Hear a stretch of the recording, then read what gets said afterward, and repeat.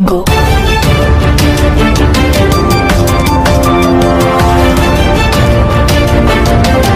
बर्तमान बड़ खबर पाणीपाग को नहीं बड़ सूचना नुआ अपडेट आसूची सीरीज लघुचाप बरଣା ହେବ नियंटिया वर्षा तेज जाना क्यों सब जिला कौन रही डिटेल्स इनफर्मेशन ता पूर्व वीडियो को लाइक करूँ जदि पार्टी आपंकर सांग साथी मानक वीडियो को शेयर करनी जदि फ्रेंड्स आपण मैंने आम ये चैनल नुआ ही वीडियो देखुं पूर्व केवे सब्सक्राइब करना तेज निहाती चैनल को सब्सक्राइब करने सहित पाखे आसुवा बेल आइकन को बजाय रखता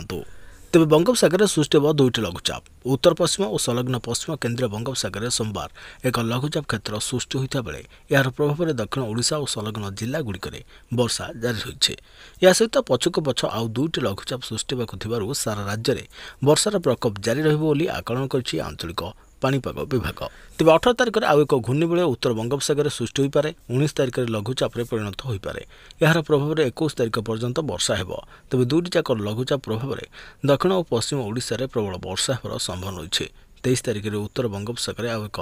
घूर्णिबलय सृष्टि हो 24 कि 25 तारिख में लघुचाप रूप नहीं पारे प्रभाव में उत्तर ओडिशा रे प्रबल वर्षा होगा सहित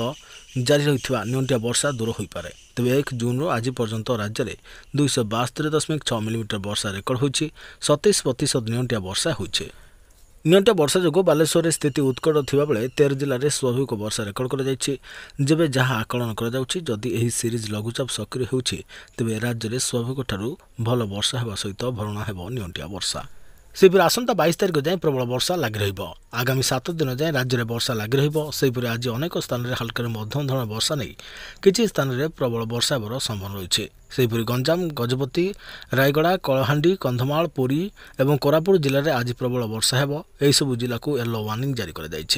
18 तारिख में अनेक स्थान में प्रबल वर्षा होवर संभावना रही सहित किसी जिले में प्रबल अति प्रबल वर्षा होवर संभावना रही गंजाम गजपति नयगढ़ पुरी खोर्धा कलाहांडी रायगड़ा कोरापुट और नवरंगपुर जिले में प्रबल वर्षा नहीं पूर्वानुमान कर पाणीपाग केन्द्र।